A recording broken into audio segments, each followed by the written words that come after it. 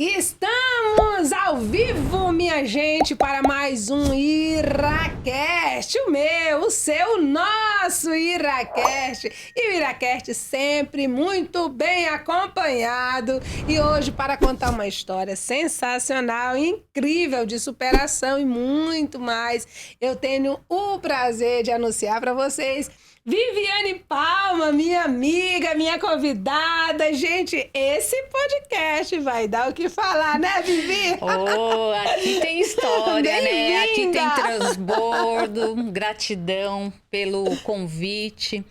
A gente já está há bastante tempo, né, querendo alinhar as agendas para estarmos juntas aqui nesse podcast. Se fosse combinado, não teria sido tão perfeito, né, Vivi? Exatamente, mas assim, Deus tomou os caminhos de última hora e estamos aqui hoje para fazer o que a gente gosta, né? Assim, que é transbordar, transformar vidas e deixar Deus fluir na nossa vida. Uau! Esse é o nosso chamado, né, Vivi? Exatamente. Às vezes as pessoas ficam muito preocupadas, muito cheias do perfeccionismo, isso, aquilo.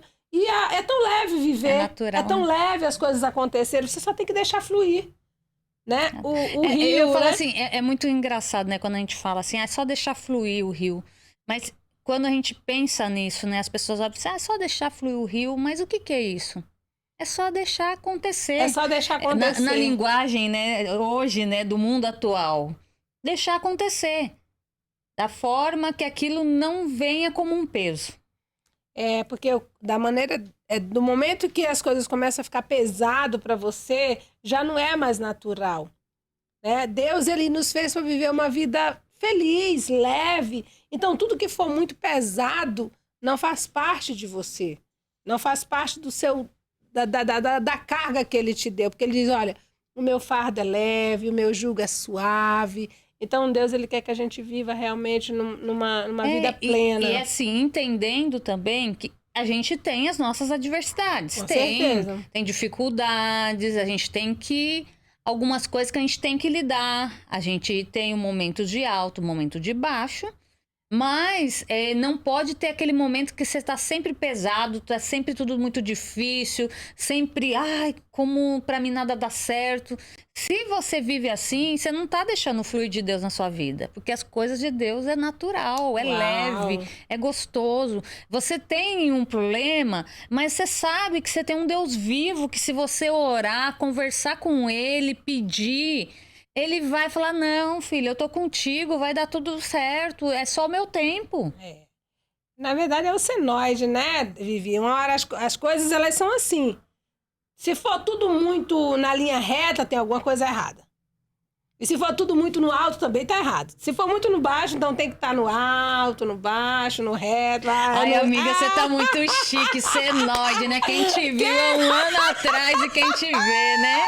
Quem te viu, quem te vê. E é sobre isso, né? Novas né? pessoas, novos lugares, novas ações, novas ideias, novos resultados, é assim...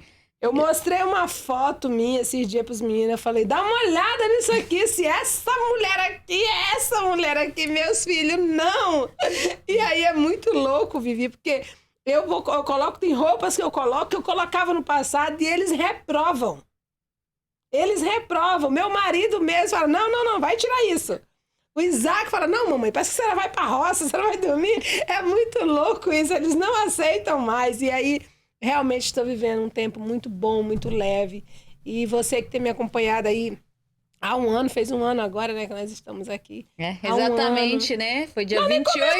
Dia 28, eu falei, a gente tem que fazer essa celebração, tem que celebrar. Porque dia 28... Nós estávamos no IP juntas ali, conectadas, né? Depois a gente foi se conectando mais... Cada vez mais. Ali na correria do dia a dia, fomos aprendendo muito. Vivi me ensinou bastante coisa. E eu louvo a Deus pela tua vida. Muito obrigada, tá? Eu também louvo a Deus pela sua vida. Sou muito grata a Deus pela sua vida. Porque ali nós amadurecemos muito juntas, né? Tantas coisas, tantas conversas, tantas trocas. E eu falo assim, a gente ativando o nosso feminino, né? Uau! Quanto, assim, eu falo assim, saindo lá, eu brinco muito, saindo dos machinhos, né? Porque os machinhos que tá dentro da gente, que já é Nossa! natural. E a gente até hoje trabalhando isso, cada dia mais aprendendo a ser feminina. Porque assim, nós já éramos, porque o ser feminina é muito interessante as pessoas entenderem que tá ouvindo a gente. Ser feminina não é a vestimenta, né? Sobre, eu já me vestia feminina. Eu já tinha o jeito de mulher, né? De me vestir feminina. Mas meu jeito de agir não era tão feminino. Nossa. Era muito ali. A energia A masculina energia. imperava. Exatamente, imperava muito. E ainda eu venho trabalhando isso diariamente. Venho estudando sobre isso, trabalhando isso, fazendo desbloqueios, né? Altos desbloqueios. Então, e entendendo quem sou eu. Uau! Quem é a verdadeira Viviane?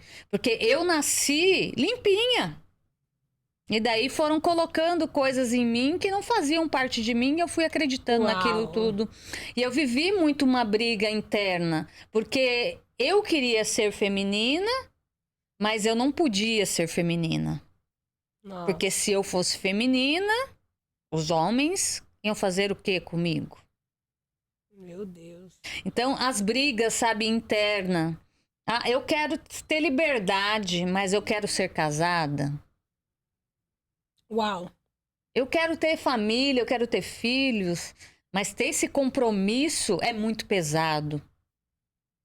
Então, eu não estava fluindo. A minha energia estava muito pesada. O meu masculino, porque eu queria ser homem. Na minha cabeça, ser homem era muito melhor do que ser mulher, porque é muito mais fácil. E, na verdade, no meu íntimo, muitas das vezes, eu tava ali lavando uma vasilha em casa. Deixava aquela panelinha com brilho. E aquilo me dava um prazer. E eu não entendia muito aquilo. Eu falei, mas eu não gosto de fazer isso. Mas aquilo me satisfazia. Por Era a quê? tua verdadeira identidade Faz ali. parte de mim, faz parte da minha essência. Eu sou feminina, eu sou mulher. É verdade. Então, é assim... É alinhar as coisas. E eu tô aprendendo muito sobre isso ainda. Tenho estudado, tenho aplicado diariamente. Uau. Para poder ativar cada vez mais o meu feminino. Porque eu percebo que quando eu ativo o meu feminino, eu tô sendo mais esposa. Uau. Mais tranquilo, o casamento é mais leve. Eu tô sendo mãe. Mãe de verdade. De verdade, né? É mais leve. Então eu consigo trabalhar. Não é que eu não precise trabalhar fora, eu trabalho. Mas assim, é diferente. A minha prioridade, o que vem em primeiro lugar? Eu. Hoje, Uau. o que vem em primeiro lugar sou eu. Porque eu entendo que se eu não estiver bem comigo mesma, eu não consigo estar bem com as outras coisas. Então, se eu não tô bem, vamos olhar o que está acontecendo, aonde que tá fora a engrenagem. E acontece muito, Vivi, da gente não estar bem, já aconteceu várias vezes isso comigo, não estar bem e culpar o outro. Exatamente. Ah, porque você, então... O que eu tô julgando da pessoa, dizendo que o problema tá nela, na verdade tá em mim, ela só é um espelho. Exatamente. E eu tô falando de mim mesmo, que a dor tá aqui dentro, né? Aquela história só tá sendo contada na minha cabeça. Então a minha cabeça tá contando pra mim. A culpa é dele, a culpa é dela, a culpa é do A, do B, do C. Quando, na verdade, a única culpada de tudo isso sou eu. Quando eu trago essa responsabilidade pra mim, quando eu entendo que se eu mudar como pessoa, na minha mentalidade, os meus comportamentos, tudo em mim vai mudar, porque eu vou começar a olhar ali e falar, não é sobre ele, é sobre mim. É eu que tô errada. Eu brincava sempre que eu dizia, a minha casa, lá no Pará, ela era uma casa assim que tinha muitas janelas de vidro. E as minhas janelas eram grandonas, como essa TV aqui, e ali... E eu dizia que eu olhava e falava assim, nossa, essa vizinha é muito porca. Eu criava uma história, né? Eu falava, a vizinha dali é porca, que eu olhava pra casa dela e tava suja a casa da vizinha. Quando foi um dia, eu resolvi limpar os meus vidros. Fui lá, limpei tudinho, falei, nossa, a vizinha fez faxina na casa dela. Porque, na verdade, não era a casa da vizinha, eram meus vidros que estavam sujos. E a Bíblia, ela vai dizer, se o teu olho for mal, tudo em tua volta vai estar mal, porque o olho é a porta e a janela da alma. Exatamente. Então, da maneira que você vê, da maneira que você está olhando, se você tiver bons olhos, você vai ver coisas boas, você vai ver se seus filhos são bons, as ações dele é boa, seu marido é bom, as pessoas são boas. Mas se seu olho for mal, tudo vai estar ruim, as pessoas não prestam, enfim. E é sobre a gente, a maior transformação tem que ser vir de dentro para fora. Então, todos querem mudar o mundo, mas ninguém quer mudar a si próprio. É, porque na verdade, né, você se encarar é dolorido, né? Uau, e é tão bom quando a gente tem alguém que nos confronta. Nossa, Ai, quantas vezes, né, Vivi? Quantas vezes a Vivi já me confrontou e nós fomos confrontados. e vice-versa, né? Bora mandar um beijo pra essa figura? Um beijo, Garuf! Você é um lindo, amado. Me ajudou muito. Gratidão. É, Garuf, eu falo assim que eu também tenho muita gratidão. Inclusive, esses dias eu mandei mensagem pra ele, fazer como você tá? Eu sou muito grato pela sua vida, por toda a transformação que você causou na minha vida.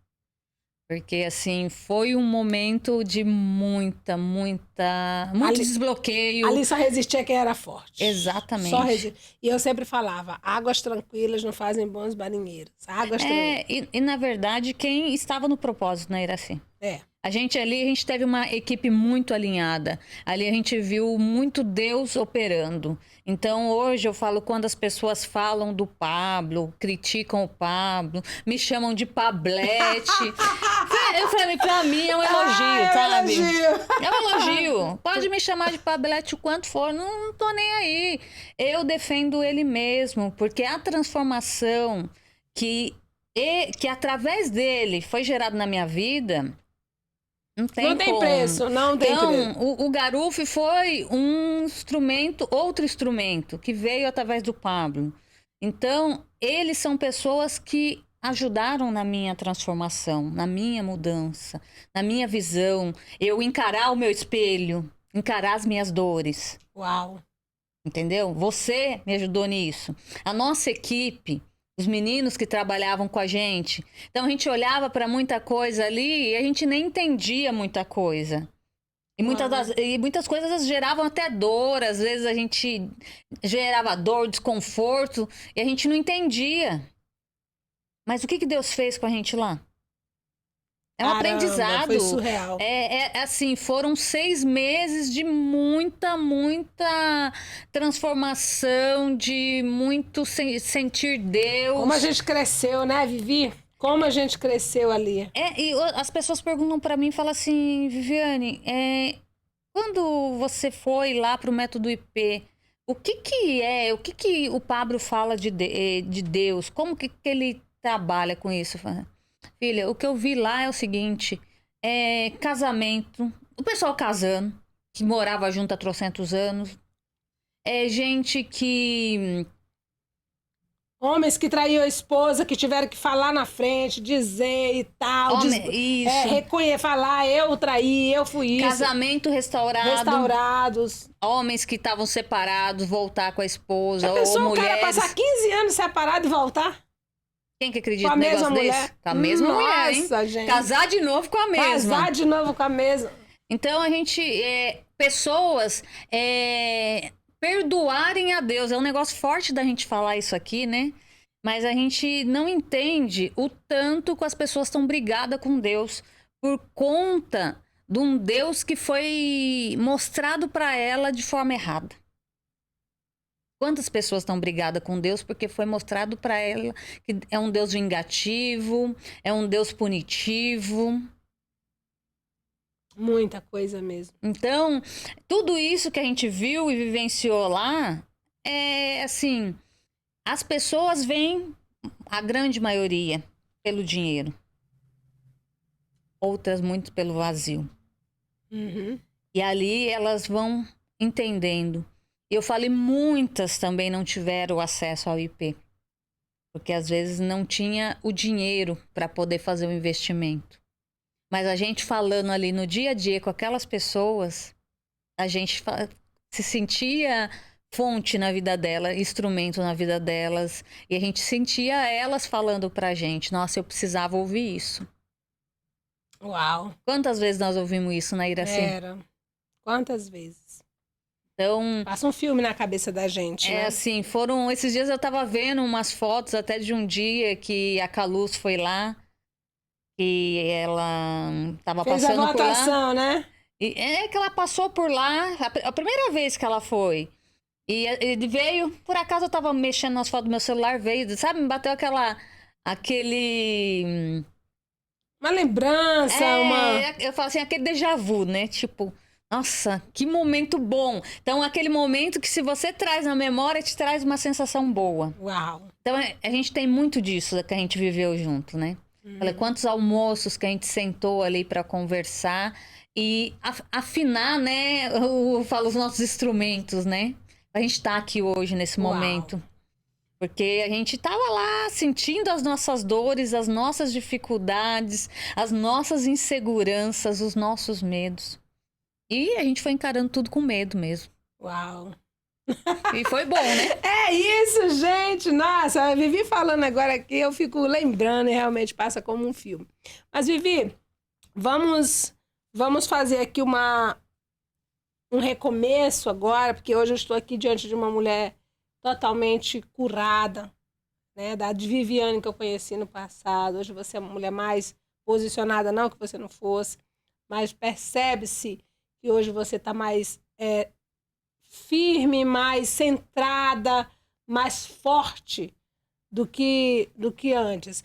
E eu gostaria de saber um pouco sobre a Viviane criança, como que foi a infância da Viviane, como foi a Viviane adolescente, quais as dificuldades que essa mulher hoje, né, ou mulher, mas no passado criança, enfrentou, as principais dificuldades, os principais bloqueios que você teve, porque, afinal de contas, o nosso programa aqui é o Iracast dando voz à sua história, e hoje a gente quer dar voz aí na sua história, e queremos conhecer um pouco mais da Vivi do passado.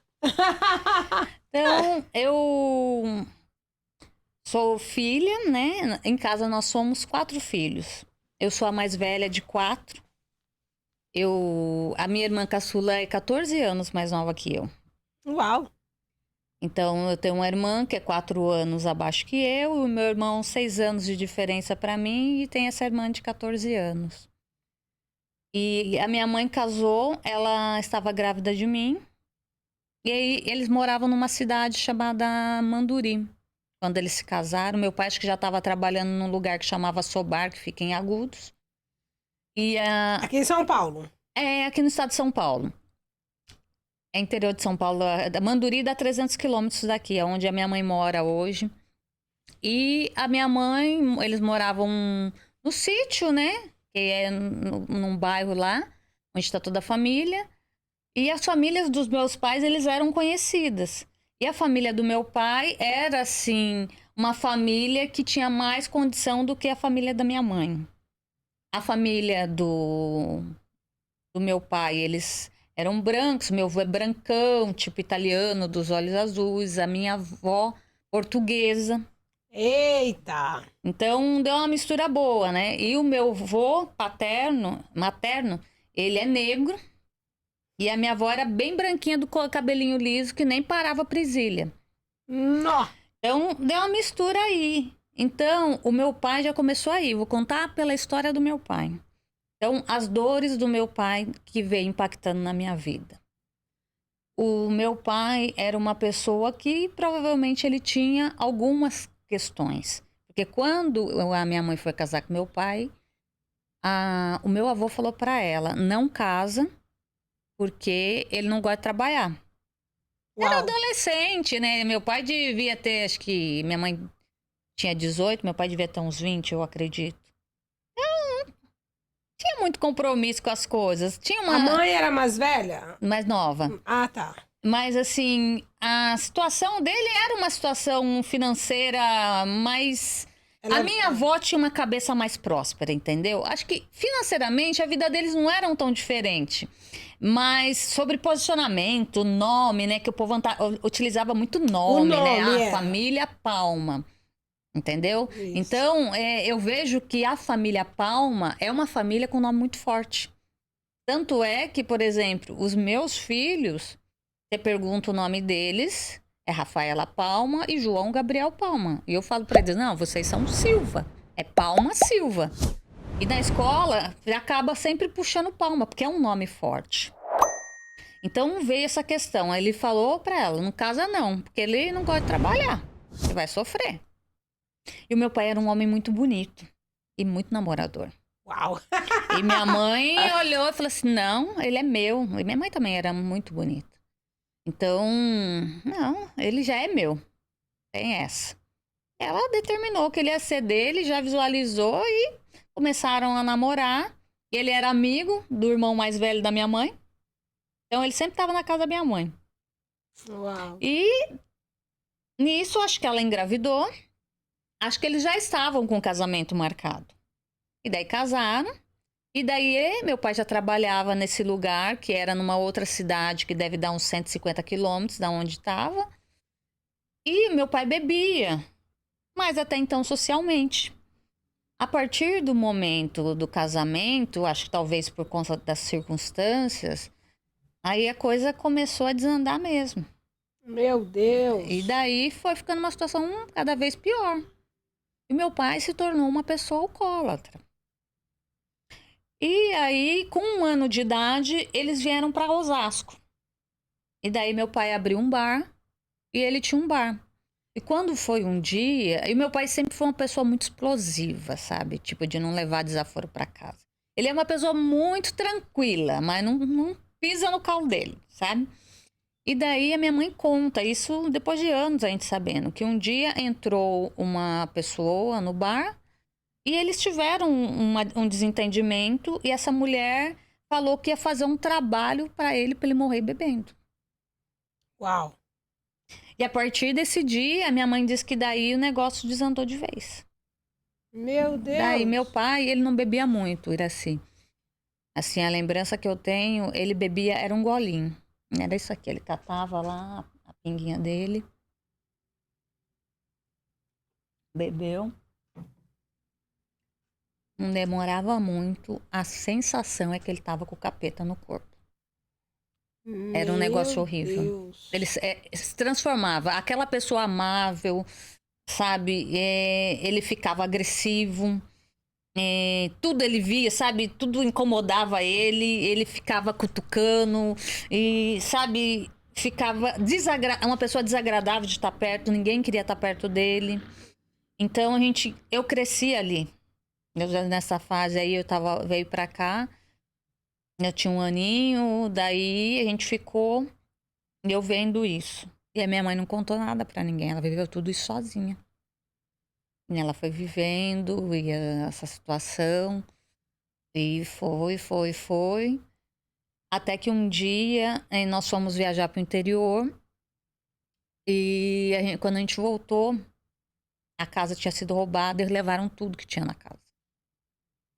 Daí foi a deixa que a minha mãe, acho que viu para ela poder ir para perto da família dela. E daí nós voltamos de novo pro interior e fomos morar no sítio do meu avô para trabalhar como meeiro dele. Meia é o quê? Tirar produtos de meia? Trabalhar a meia. Então, por exemplo, a gente tinha lá era café que colhia, né? Ou qualquer outra coisa que plantasse. Tudo era metade do meu avô e metade da gente. Do líquido, né? Isso. Acho que era do líquido, não sei exatamente, porque eu era pequena. Então, com 7 anos, eu já fui trabalhar na roça. Uau, você trabalhou na roça? Trabalhei na roça. Então, eu ia pra escola, e na escola, olha, aqui a gente já tá tendo um déjà vu. Na escola, a gente pegava... Eu estudava numa escolinha, que eu fui pra lá, eu tava na 1ª série. Então, cada fileira na minha sala era uma série. Uma fileira era a 1ª, a outra era a 2ª, a 3ª e a 4ª série. Eu acho que eu lembro disso, eu passei por isso também. Você passou por isso também? Nossa, gente, lembrei agora. Nossa, lembro. Daí, cada fileira... E a professora dividia a lousa e cada matéria era pra série que tava ali. E eu tava estudando aqui, pra você ter ideia, mesmo indo pra lá, que era no sítio a escola, e você... caracteriza como, o lugar é mais, né, o estudo é mais ruim. Não, eu saí daqui, fui pra lá tava mais avançado. E eu tive dificuldade. E daí, estudava, daí eu ia de manhã pra escola, e à tarde eu chegava em casa, daí eu ajeitava a comida, a marmita, isso tinha 7 aninhos. Ajeitava a marmita e catava o bornazinho. Eu falo que eu ganhei outro dia um negócio que a gente vai nesses eventos, né? Que eles dão uns negócios pra gente pôr apostila dentro, com o nome do evento, enfim. Daí eu brinquei, falei, eu ganhei um bornazinho. Um bornazinho de pôr marmita. E esquentava a marmita e subia pra roça pra levar o almoço e trabalhar. Então, quando tava na época da colheita do café, eu ficava muito trabalhando ali, limpando o tronco. Você já colheu café? Não, nunca colhi café. Então, o café, você colhe ele, né, do pé, com a mão, você vai arrancando. Então, eu normalmente... Eu lembro que a minha mãe fazia isso, mas assim, não no plantio, era só ali na colheita. A gente chamava de terreiro, ali em casa, no quintal ali. Meu avô tinha plantação mesmo. Daí, eu colhia até a altura que eu alcançava, então normalmente a gente falava que eu colhia a saia, né, do café. Eram uns pés de café grandão, então eu colhia a saia e o outro serviço, depois que terminava de colher o pé inteiro, era limpar o tronco. Porque depois que termina de colher o café, você limpa perto do tronco do pé de café, porque a saia, ela cobre, né, o pé de café. Então, você limpa para na hora que você vir com o rastelo para rastelar e depois pegar o café e fazer os montinhos e pegar o café para peneirar e tirar as folhas. Meu Deus do céu, é um trabalho louco, gente. Hoje é tudo diferente, que tem máquina que faz tudo isso, né? Daí você peneira e ia ensacando. E outra coisa que eu gostava muito. Então, eu aprendi a dirigir muito cedo, por conta que eu fui trabalhar na roça, daí eu dirigi o trator, e daí às vezes tava jogando esterco, o pessoal com o trator, eu pilotando o trator e o pessoal em cima da carreta jogando esterco, ou fazendo outras coisas. Eu colhi algodão. Então, algodão eu já ia colher na roça do vizinho. E daí, quando tinha a época da colheita de algodão, eu ia lá colher pra ter o meu dinheirinho. Eu sempre quis ter o meu dinheiro, eu sempre quis ser independente, eu sempre queria guardar, desde novinha. Só que ali naquele momento, foi o momento aonde a gente começou a ficar visível a situação que a gente vivia dentro de casa com meu pai. E daí meu avô começou a perceber. E daí meu pai eles começaram a ver, não que a minha mãe contou, mas eles começaram a ver meu pai fazendo o que ele fazia. E assim, teve um dia que a gente chegou em casa e ele tava nervoso e eu criei em mim. Por isso que até eu falei muito sobre o feminino, né? Porque o que acontece? Eu criei muito uma resistência contra homem por conta do meu pai. Porque eu falava que eu não ia deixar homem nenhum fazer o que o meu pai fez com a minha mãe. O meu pai, hoje, quando a gente comenta disso, o meu pai, quando eu tava com 14 anos, ele parou de beber. Ele fala que ele não lembra de muita coisa, porque dava, acho que uns apagões mesmo, né? Inconsciente. Então, teve um dia que a gente chegou em casa, que a gente tinha saído, e chegamos em casa, e daí ele tava virado, naquela agressividade, e gritava, e xingava, e nós já éramos em 3 essa época. E daí a minha mãe, às vezes, tinha que fazer as coisas do jeito dele. E daí ele entrou no quarto. E eu chorando. E a gente chorava. Daí ele ficava mais nervoso. Porque daí a caída, né? Vem aquela... Daí minha mãe colocou meus irmãos pra dormir e tal. E eu já era mais maiorzinha e entendia um pouco mais, né? Daí ele falou assim, então... Agora, você vai pegar... Ele ficou virado.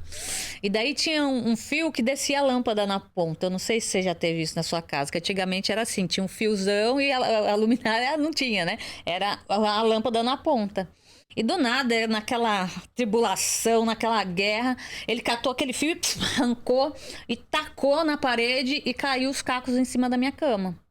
E falou, agora você vai e deita lá. E a gente tinha muito medo, sabe? Era um negócio muito oprimido. Eu peguei e deitei. E falou assim, pra você. Falou. E eu deitei, Deus me guardou, não aconteceu nada. Então, nesse momento, Deus já fez muito livramento com a gente. Então, mas era um ambiente muito abusivo, sabe? Muito turbulento. Eu sentia muita vergonha, eu sentia muito medo. Então, depois de um tempo, a gente saiu dali, daí a gente foi morar na cidade. A gente pegou uma colheita muito boa. E na época, assim, rendeu tanto. Falei, hoje não acontece mais isso, mas na época a colheita foi tão bom que o meu pai comprou 2 carros, comprou um terreno na cidade, uma casa na cidade que já era velha, e ainda comprou metade de uma chacrinha no sítio do meu avô, do outro avô. Deu assim uma alavancada. E daí nós fomos morar na cidade. E daí ele montou um bar de novo. Nossa, mãe! Caramba! E assim, que história eu louca. tinha que trabalhar no bar. E, assim, sempre ali, aí a escola era um quarteirão de casa e tal. E sempre essa tribulação, sempre essa guerra. E eu achando sempre que eu tinha que defender minha mãe. Então, eu mudei de lugar. Eu tinha que defender minha mãe. Uau! Então, muitas das vezes, às vezes, quando acontecia alguma coisa, eu ia pra cima do meu pai para defender minha mãe. Meu Deus. E daí teve um dia que ele virou e falou assim, a gente tava lá, e ele falou assim, ele chegou no quarto, nem tava todo mundo deitado, nem dormia no mesmo quarto. E daí ele chegou, minha mãe tava na cama, ele catou a cama e levantou. Porque Meu levantou, minha mãe Deus. caiu, minha mãe levantou, encostado no guarda-roupa sem entender o que tava acontecendo. Ele veio pra dar um murro, minha mãe tirou a cabeça, assim. E daí, no que ele fez isso, eu já catei uma vassoura pra dar uma vassourada na cabeça dele. A gente ri, né? Mas A gente ri! daí, na Mas hora que é a minha mãe muita- viu isso, e nessa época a minha mãe tinha começado a ir na igreja evangélica. A minha mãe falou, Viane, não faz isso, Deus tá com nós. Daí ele virou e foi pra cima de mim. Ele falou, se vocês são Deus, eu sou o diabo. Meu Jesus amado. Então, nesses momentos, nós fomos entendendo que não era só a bebida. E, na verdade, hoje eu ouço muitas pessoas falando sobre a questão do alcoolismo. Que história, hein? E o que isso causa na vida das pessoas é a transformação, como a pessoa fica com o alcoolismo. Porque, na verdade, a pessoa fica... Vulnerável, Exatamente. possessa, alguma coisa vulnerável. Ela fica vulnerável É. e daí eu acredito espírito que os mal, espíritos é. maus aproveitam para entrar nisso. Você contando essa história, Vivi, essa história eu acho que eu nunca contei em rede nacional, nunca contei assim em gravação. E eu lembro, o meu pai não fazia muito diferente. Existia um bar lá no interior onde nós morávamos, que toda vez que o meu pai bebia nesse bar, acontecia a mesma coisa. A gente falava que o dono do bar, ele fazia trabalhos. Porque bastava o meu pai tomar uma dose, ele enlouquecia. Olha a história como é muito semelhante. Você tá contando aí... As histórias se conectam, né? Você vai se vivenciando. conecta. Então, talvez você aí também vai se conectar com a nossa história aqui. E eu lembro que eu era muito pequena também, nós também tínhamos muita vergonha, porque o meu pai, ele perdia completamente a razão. Ele tirava a roupa, ele corria nu na rua, como um louco. Ele chegava assim, sabe aqueles formigueiros? Formigueiro, né? Aqueles negócios que antigamente a gente via aquele ninho de formiga. Ele rolava em cima daquele formigueiro pra lá e pra cá. Uma pessoa no sua sã consciência não faria aquilo. Aquilo era o demônio. E ele rolava ali em cima. E não tinha uma vez que meu pai fosse beber. Quando meu pai estava bebendo, as pessoas já ficavam todo mundo na espreita. Vai ter briga. Já fica esperando. Porque se tivesse alguém ali que, tipo assim, Isso. ele já fica olhando ali pra ver, né? Se chama pra poder ter alguma coisa pra arrumar uma confusão. O corpo do meu pai, ele era todo retalhado, todo marcado de furada. Ele não morreu de assassinado por alguém, porque Deus realmente não permitiu. E ali, assim, quando ele vinha, que nós morávamos no interior, ele vinha, então ele já vinha nos caminhos, gritando. De longe se ouvia os gritos dele. Ele gritava. E o que a minha mãe fazia? A minha mãe, ela tirava... Todos nós saíamos de casa, porque nós tínhamos que sair. A gente ia para dentro dos matos, Imagina, lá, tu morava... Já se preparava, Não, né? Para o que tava isso. vindo, né? Então, porque eu falava assim, já vinha a legião mesmo, né? Era. Então, só quem ficava na casa era a mamãe. E ela tinha que esconder. Eu lembro, nossa, você tá contando isso aqui, tá? Eu lembro minha mãe pegando foice, machado, faca, facão e escondendo dentro dos matos, debaixo das árvores, porque se ele pegasse, ele podia matar um de nós. E a única pessoa que conseguia ficar no ambiente era minha mãe. A única pessoa que conseguia, tipo, acalmar ele era ela. Então, se qualquer um de nós, ele estivesse ali e fosse passando, se a gente passasse por perto dele, ele agarrava no braço e ele jogava na parede, ele jogava no chão, ele machucava a gente. Literalmente. Então, eu vivi isso. Eu entendo a tua história e a tua dor, porque também vivi isso daí. Entendeu? Mas ele tinha uma coisa, ele não batia nela. Nela não. Não, nela não. Ele não batia nela. E ela era a única pessoa que conseguia enfrentar ele. E você sabe, Iraci, que igual, por exemplo, eu contei dessa vez que ele foi, mas assim, eu acredito que ele foi como se ele fosse bater, mas era tipo só para dizer que eu vou. Porque eu fui buscar na minha mente esses dias, eu não lembro dele... Agredir ela. Dele chegar a bater na minha mãe. Não lembro. Se aconteceu, eu não lembro. Mas o emocional era o tempo todo, a ameaça emocional. Sempre ali, eu vou fazer. Nossa. Sabe, os ciúmes, meu pai era muito possessivo, muito ciumento. Então, isso foi um negócio que mexeu muito com o emocional. Tanto dela como da gente, né? Eu, como a primeira filha, eu criei muito, assim, uma armadura, sabe? Eu falo que eu tive que ir descascando, sabe, a minha cebola e tirando tudo isso. Porque pra mim todo homem era daquele jeito. Porque ele era a figura do homem, ele era ali o teu herói, né? Era a pessoa que você olhava e falava assim, ele é pra nos defender. E outra, na verdade, né? Eu falo assim, eu fui a menininha do papai. Então...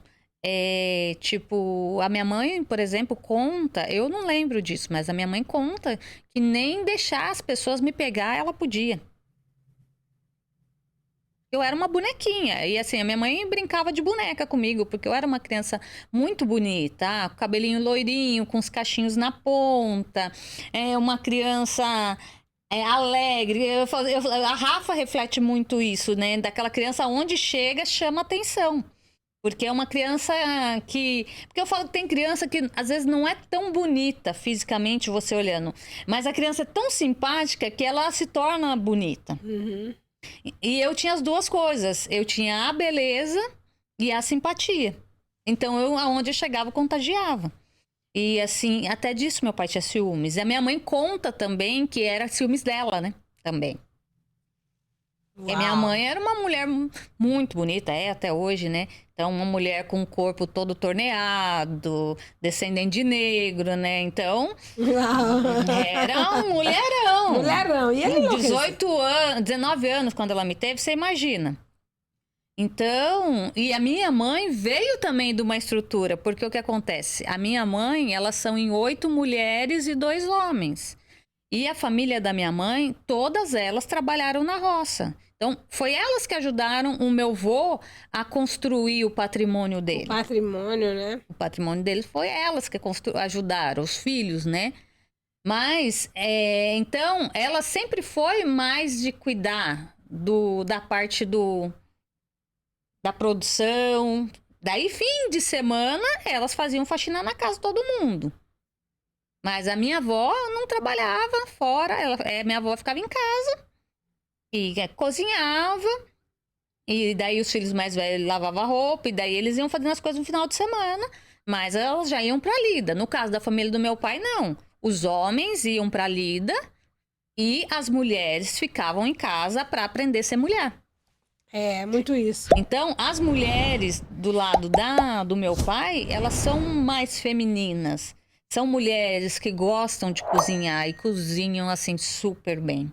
Assim, a comida das minhas tias, nossa, é muito boa. De lamber os beijos. Assim, sabe? Se comer um arroz e feijão, já tá muito bom. Uau. Só o arroz já... Então, elas cozinham muito bem. Em compensação, elas sempre foram ali criadas para ser mulher, para aprender. A minha avó criou elas para serem mulheres e cuidarem de casa, cuidarem de um lar, ser esposas. Mas ao mesmo tempo teve outras falhas aí que faz parte, né? Mas o que eu falo de tudo isso, né, Iraci? De ter vivido nesse lar abusivo, nesse lar conturbado. Isso me fez muito mal. Para mim, Viviane. É um ambiente tóxico, né, Muito Vivi? tóxico, muito dolorido. Hoje eu falar aqui disso, parece que eu tô falando um negócio simples. Eu tô aqui até pensando, né? Eu tô expondo aqui o meu pai, expondo a minha família. Mas assim, a ideia aqui não é expor eles, mas é entender que se você está passando por isso, é possível mudar. Porque o meu pai mudou. Meu pai, quando eu tinha 14 anos, o meu pai foi liberto do álcool. Uau, glória a Deus. 14 anos. A minha mãe começou a ir para a igreja um pouco antes. E eu falo, com um dia, ela começou a ir para a igreja. Teve um dia que a gente foi para a igreja, a gente estava saindo para ir para a igreja e ele falou assim: se vocês forem para a igreja, vocês podem ficar por lá, porque vocês não vão entrar. Chegamos na igreja e Deus mandou a palavra e falou o quê? A hora que você saiu dessa casa, o inimigo falou que se você saísse, você não ia entrar. Mas pode voltar em paz, e na hora que você chegar lá, ele vai estar dormindo. Aleluia. Olha aí, gente, olha esse código aí. Deixa eu me organizar aqui, Vigo. Eu quero mandar um código. Deixa eu falar uma coisa pra você. Quando Deus tá num negócio, ele faz o diabo dormir. Entendeu? Ele faz o teu inimigo dormir, assim como ele fez com Saul, lá na caverna de Adulão. Davizinho estava lá no canto, o exército de Saul todinho entraram na caverna atrás de Davi, só que eles não sabiam que Davi estava dentro da caverna. E o Davi estava na mesma caverna. Caiu um sono sobre todos eles, Davi passou, foi lá, cortou o manto, um pedacinho do manto de Saul e foi embora. Porque quando Deus está na vida do ser humano, ele faz o inimigo dormir e aí a porta fica aberta para você passar. Olha isso aí, né? Que maravilha! É sobre isso o fluir, né? Quando você tira o peso, não é que você não passa pelas dificuldades. A gente estava passando pela dificuldade, mas ali naquele momento a gente se apegou com Deus. Começamos a entender o que era Deus na nossa vida. Uau! E aí Deus começou a mostrar para nós. E o fardo ficou leve.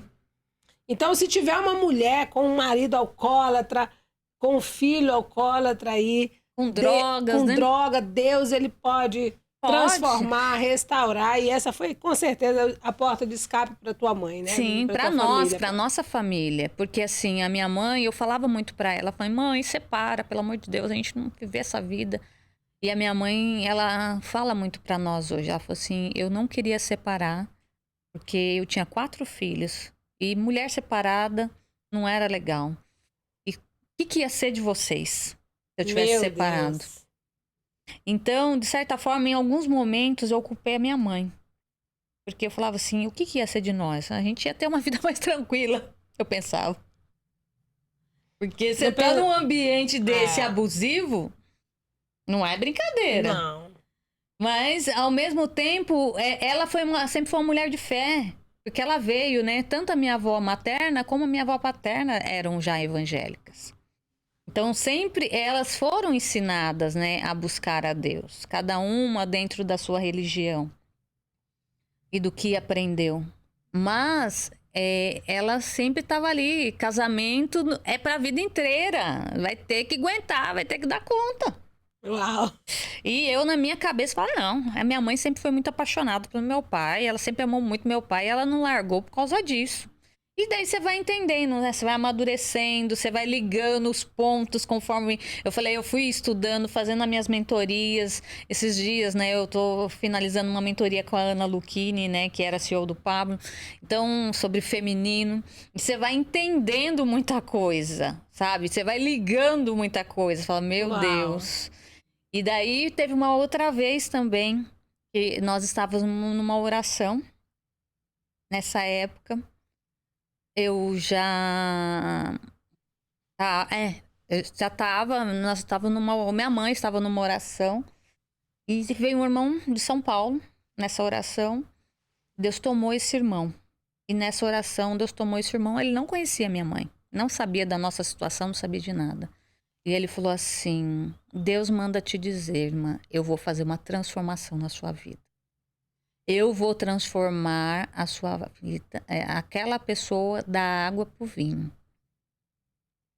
Uau. Vai ser transformação. Ele vai ser transformado. E na hora, tem muitos não dão valor. As pessoas olham para ele, não dão valor. Já vocês já são rejeitados, porque a gente também era. Porque até mesmo nos ambientes, o que acontece? Você faz parte daquela família, as pessoas te Não colocam tem de nome, lado, né? Já foi, né? O pai é. daquele jeito, vocês perdem o O nome. pai do bêbado, né? É o filho pai do bêbado. É o filho da... então, você acaba, e a própria família, tá? Então, você fica de lado. As pessoas gozam de você, tiram sarro de você. Então, naquele momento, Deus fez um decreto. Eu falo que é um decreto mesmo. Assim, aquele que ninguém dá valor, que todos olham e falam, não tem jeito. Eu vou mudar, da água pro vinho. Eita glória.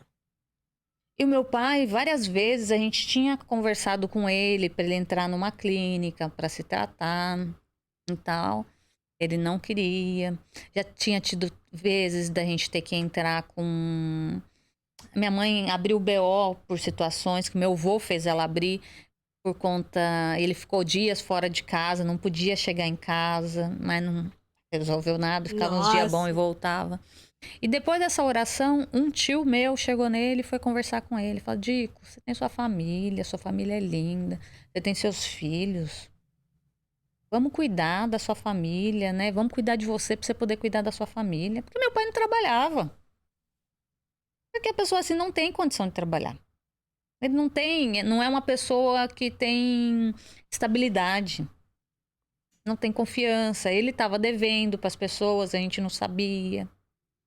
Então, às vezes ele pegava o carro, a gente tinha um fusquinha velho, catava o carro, saía com o carro abrindo a porta na rua, sabe? Era um negócio terrível. Eu morria de vergonha, Iraci. Isso daí já foi na minha época de adolescente. Meu Deus. Eu morria de vergonha. Então, tipo assim, se eu tivesse num lugar com os meus amigos, eu via que meu pai estava vindo, eu meio que me esquivava, porque eu tinha vergonha. E se ele me visse, ele ia fazer eu pagar mico. Meu Deus do céu. E daí Deus fez essa promessa.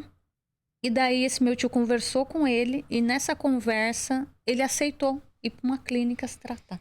Olha só. Ficou 40 dias nessa clínica. Quando a gente foi visitar ele depois de 40 dias, na hora que a gente saiu um homem primeiro. Pensando um homem, saiu xingando a mulher dele. Você me colocou aqui, eu vou perder meu emprego. Eu olhei pra minha mãe olhou pra mim e falou, Jesus amado, guarda nós. Vai chegar a nossa vez. Saiu meu pai, todo amável, abraçou a gente, agradeceu. Era outra pessoa. Porque meu pai sem a bebida é outra pessoa. E daí ele ia ficar mais uns dias lá. Ele falou, não, pode ficar tranquilo. O pai tá bem. Mais 10 dias eu tô em casa.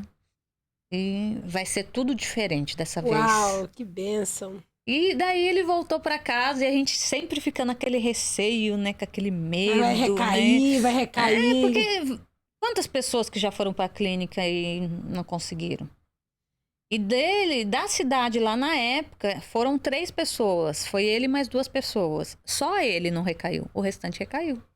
Glória a Deus. Então, e eu tinha 14 anos quando Deus libertou ele da bebida. Foi uma promessa, mas é entender, gente. Deus fez uma promessa, mas nós também fizemos o que nós tínhamos que fazer. Ele foi para a clínica, ele aceitou, nós conversamos. Não foi compulsivo, né? Compulsório que fala, porque o compulsório a pessoa vai contrariada, então muitas das vezes é difícil a pessoa que vai fazer a coisa forçada e vai dar certo. Então ali a gente foi rondando para poder ajudar com pessoas que ele tinha mais confiança E daí esse meu tio era uma pessoa que ele tinha confiança e que ajudou ele. E você sabe de uma coisa que me entristece muito? Esse meu tio depois se tornou alcoólatra. Nossa, mãe.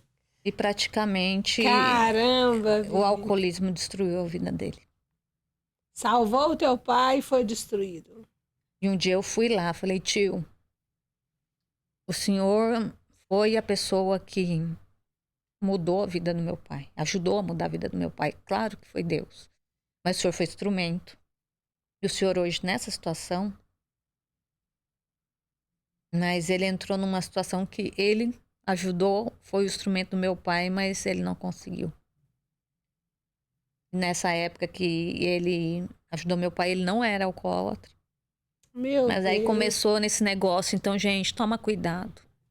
Ah, vamos tomar uma hoje, vamos tomar outra amanhã. E daí vai aumentando. É. Um abismo chama o outro abismo, né? E daí as ambiências que você tá, toma cuidado com isso. Porque ele foi a pessoa que ajudou a tirar o meu pai do alcoolismo e ele se tornou um alcoólatra. Então, eu falo isso com dor porque nós perdemos ele o ano passado. Nossa, ele não resistiu? Acabou calhando outras coisas, né? Ele teve problema emocional. E eu falo, quando você não tem controle das suas emoções, você não consegue cuidar do seu corpo, né? Não Você consegue. não consegue cuidar do seu espiritual. Então, se você não tiver com as suas emoções em equilíbrio, você não vai conseguir cuidar do seu corpo e não vai conseguir se conectar com Deus. Você acaba se perdendo. Meu Deus. Então, é triste, né?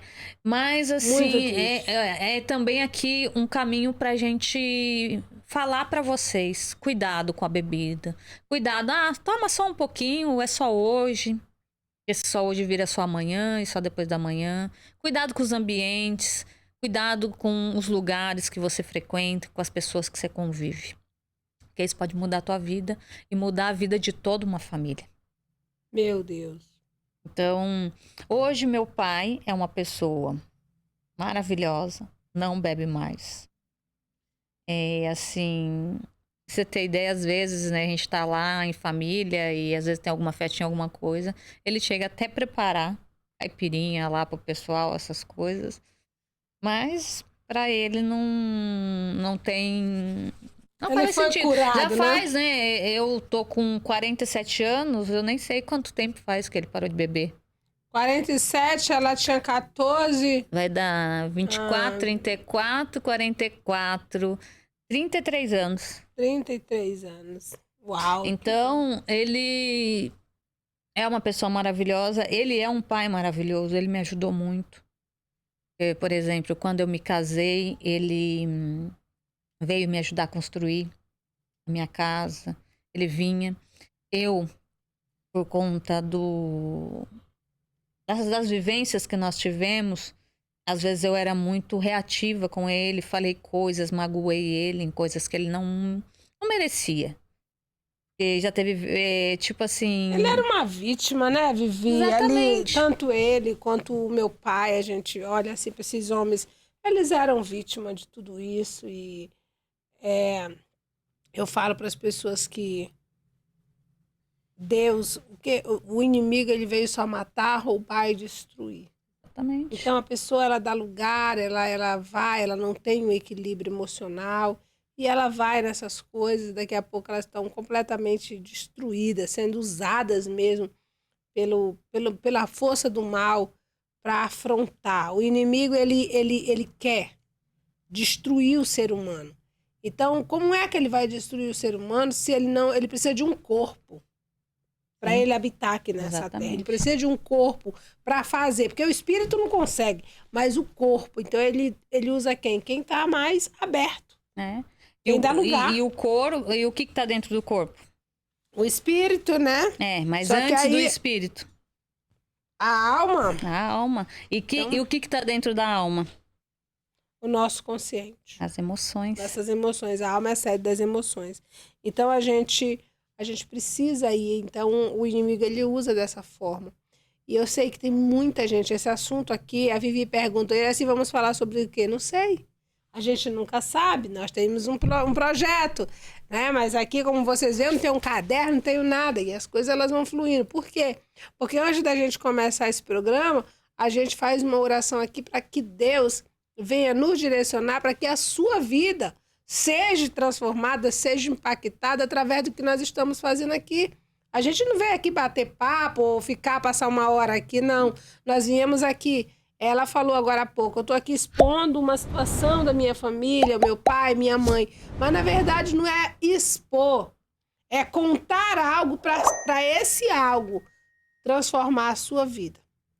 Para que você, mãe, pai, para que você, mulher, que está sofrendo com o marido, com uma esposa alcoólatra, saber que você não está sozinho, que nós já passamos por isso. Nós sabemos o que é estar num lar com um pai alcoólatra, ter que se esconder para não ser machucado, ter que ver eles afrontando muitas das vezes a nossa mãe, as pessoas que nós mais amamos, e a gente não poder fazer nada. Isso é muito doído. Mas dizer que assim como o pai da Viviane foi transformado e Deus libertou ele do alcoolismo, o meu pai também entrou, eu lembro como se fosse hoje, nós estávamos num culto de domingo e o meu pai chegou na porta da igreja, caindo, cambaleando, com uma bermudinha bem aqui, sem camisa e uma faca na cintura. E ele entrou naquela igreja. E ele foi até lá na frente do altar. E ele aceitou Jesus como seu único e suficiente Salvador. E hoje ele está na glória. E a partir daquele momento, meu pai nunca mais colocou uma dose de bebida na boca. Porque se o Filho do Homem vos libertar, verdadeiramente sereis livres. É isso aí. Mas você sabe que você falando isso, né, sobre a conversão, né, que essa parte eu não falei do meu pai. Mas daí, Deus chamou primeiro a minha mãe, né? Ela se batizou. Daí eu ainda estava ali naquela parte, né? Eu queria as duas coisas. Eu queria o mundo, porque eu era adolescente. E queria... Jesus, porque eu gostava de ir pra igreja, sentir Deus e estar na igreja. Então, eu ia pra igreja. Daí... colocava minha sainha, me arrumava e tudo certo. Daí saía da igreja, eu ia pra balada. E aí o Senhor foi estreitando meus caminhos. Foi estreitando meus caminhos. E Deus ia colocando pessoas ali pra me esclarecer. Porque eu sempre fui uma pessoa muito de perguntar, muito curiosa, querendo saber, entender. Ah, por que aqui? Por que disso? Por causa disso? E assim, sempre Deus colocava pessoas ali pra me esclarecer as coisas. E daí o Senhor me chamou, porque um dia o irmão estava numa cadeira de rodas, Deus tomou ele e falou para mim. Eu falei, ainda ontem eu estava conversando com o Daniel e falando, eu falei, como que você veio servir a Deus, né? Eu falei assim, muitos vêm por causa da enfermidade, outros vêm pela dor e outros vêm pelo medo. Eu falei, eu vim pelo medo. Daí ele falou assim... porque eu falei, porque Deus tomou o irmão, eu já tava, já sentia Deus, enfim. Mas o irmão chegou pra mim, se você não vir, o irmão na cadeira de rodas, se você não vir pelo amor, você vai vir pela dor. Se você não vir andando, você vai vir numa cadeira de roda. Meu Deus! Falei, ai, Senhor. Olhei pro irmão na cadeira de roda e falei, ixi, agora foi difícil. Mas mesmo assim ainda resisti. E foi. Até que eu fui num batismo e o Senhor me chamou. E depois disso, eu vim para São Paulo, eu ainda morava no interior, eu vim passar férias aqui em São Paulo e tinha conhecido uma irmã um pouco antes. Olha para você ver, antes as coisas. Essa irmã, na casa da minha tia, ela estava lá no interior e Deus tomou ela. Ela foi conversando com o esposo dela no telefone e colocou o telefone no Viva Voz. E o esposo dela falou assim, tem uma moça aí do seu lado, não tem? Ela falou, tem. Então, fala pra ela que Deus tem um recado pra dar pra ela. Ela tá preocupada com o que ela tem que fazer, que ela não vai aguentar, que ela não vai conseguir. Porque eu tinha muito medo de me batizar e não permanecer. Ela falou assim, fala pra ela ficar tranquila, E Deus vai guardar a alma dela. Glória a Deus. Então, naquele momento, eu falei, nossa, mas como? Ele não me conhece, não sabia que eu tava aqui? Como que... Quem é esse homem, né? E aí que eu fui começando a entender esse mundo, né? De Deus tomar esse usado das pessoas. Daí, depois disso, eu vim pra cá, que eu gostei dessa irmã. Ela morava lá perto de São Mateus. Eu vim passar uns dias aqui e ela tava indo pra Goiânia. Umas irmãs que vieram do Japão, umas irmãzinhas solteiras, né? Moça, ela era casada, tinha 2 menininhas. E daí eu fui pra Goiânia com ela. Liguei pros meus pais pra pedir pra deixar, porque eu fui passear na casa dela, eu tava na casa da minha tia. Fui lá pro Sapopemba, que é 3 horas de viagem, mais ou menos, de Osasco pra lá. Cheguei lá na casa dela. Daí tinha essa viagem, as meninas, a gente se conectou já ali, viramos amiga e tal. Nós vamos pra Goiânia, vamos também. Ixi, mas não tem dinheiro, tem que falar com a minha mãe. Daí liguei pra minha mãe, ela falou assim: conversa com seu pai. Falei, mãe, nós estamos indo na casa de um irmão lá, assim, assim, assado. Eles vão lá pra fazer visita. Elas vieram do Japão pra ir lá fazer visita pra esse irmão. E eu quero ir junto, tô sentindo de ir junto. Deixa eu ir? Deixa eu ir. Peguei, falou com meu pai. Tá bom, pode ir.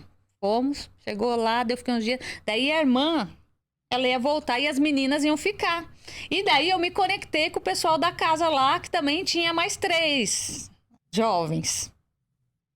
E esses 3 jovens, a gente ficou muito amigo.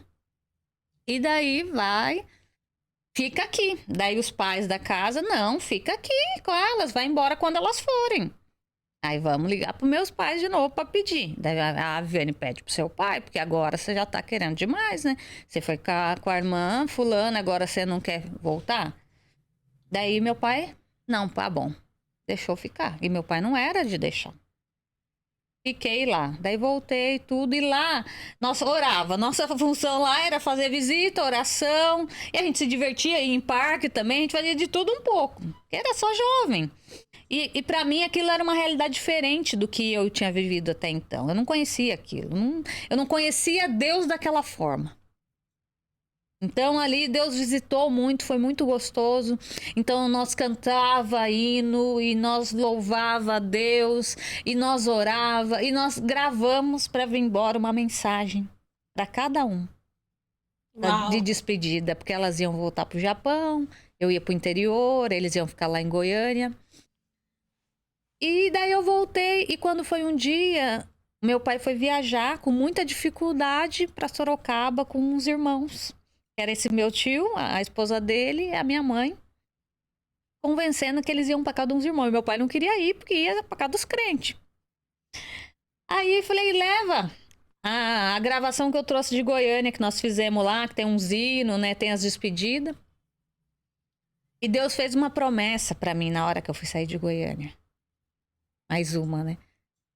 Através dessa viagem, eu vou fazer uma conversão na vida do teu pai. Vou fazer um movimento na vida do seu pai. Uau. Através de você, seu pai vai ser convertido. E daí, quando meu pai foi nessa viagem para Sorocaba, eles colocaram a fita no carro. Ele começou a ouvir aquilo e falou: que povo é esse? Que não conhece a pessoa, não conheceu minha filha. Entregaram todo esse amor, recebeu na casa. E ainda, todo esse amor, e Deus converteu o coração dele nessa viagem. Que maravilha! E daí Deus chamou meu pai na graça também, já serve a Deus. E Eita, assim, é um homem, um caro servo de Deus, assim, uma pessoa de um coração humilde, sabe? É o tipo da pessoa que se você dá a face pra ele, ele dá a outra. Uau! Então ele foi momentos na minha vida que ele chegou, por exemplo, eu estava fazendo faculdade e ele não tinha dinheiro para me ajudar. E ele falava assim: filha, fica tranquila, a gente dá um jeito. Uau, que maravilha! Então, e assim, a minha mãe. Eu falo assim, tudo isso que acontece, eu estava falando do tempo que ele ajudou a gente aqui já está acabando o tempo, eu sei. Mas é para concluir, ele sempre quis me ajudar. E mesmo por conta das coisas que eu passei, eu tinha raiva, rancor e amargura. por mais que eu já tinha me convertido. Mas eu, como ser humano, e o cérebro, né, tinha lá as coisas guardadas, que me dava um reativo, às vezes, conforme alguma coisa que ele fazia. E eu era agressiva, respondia, sabe? Então, de forma errada. Por conta que eu não tinha perdoado. Então, é entender que você precisa perdoar. E, na verdade, entender que quando você perdoa, não é o outro que fez, você perdoa pra você. Então, quando você desvincula, né? O perdão não é para aquele que fez, mas é para você mesmo. Então, foi sobre eu me libertar de tudo aquele meu passado. Perdoar a minha mãe foi me libertar e entender que ela fez o melhor com o que ela achou que ela podia fazer. Uau!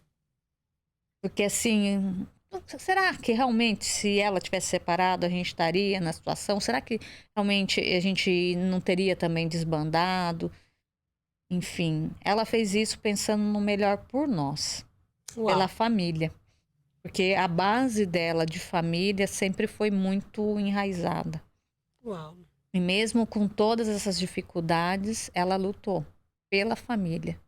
E hoje a gente se reúne, a nossa família, né? Eu acho que hoje a nossa família, só nós, a gente brincando aí, é a maior família, a gente brinca. Quando reúne na casa da minha avó, eles falam, né? A minha mãe chama Maria, a família da Maria é a maior. Uau! E hoje transformada, né? Transformada. E hoje com uma nova história. Sim. Então, no lugar da tua vergonha, Deus realmente tem te exaltado. E o nosso tempo foi embora, gente! E é importante, Iraci, é entender e falar que a nossa dor tem... Nossa intimidade com o nosso propósito. A nossa né? dor tem intimidade com o nosso propósito. Entenda, então, se você tem uma dor, algo que te machuca, algo que te faz mal, tem a ver com o teu propósito. Vai em busca de cuidar disso, de olhar para isso, tratar isso, se curar disso, para você poder curar outras pessoas. Uau! É sobre isso, gente. Que Deus abençoe sua vida. Pega esse código que a Vi acabou de dar aqui e, sabe, libere quem você tem que liberar. Perdoe quem você tiver que perdoar. Quem merece, você pode dizer, mas não merece perdão. Quem merece perdão é justamente quem não merece. Entendeu? Uhum. É quem não merece que tem que dar. É para quem não merece que você tem que liberar o perdão, tá bom? Então esse é o resumo de mais um Iracast. Que Deus abençoe sua vida. Vivi, gratidão. Gratidão, Obrigada Iraci, por pela compartilhar. oportunidade, assim, pelo privilégio de estar aqui fazendo parte da sua história, pela Uau. tua amizade. Eu falei, embora hoje a gente está mais... Tem menos tempo de estar junto, né? Mas sempre que a gente tá, é muito bom. É muito bom, né? Muito bom. E eu quero agradecer e, assim, eu quero que o teu podcast alcance patamares inimagináveis. Vai alcançar. Vai alcançar. Em No nome de Jesus. Vai sim. É isso, é só o começo.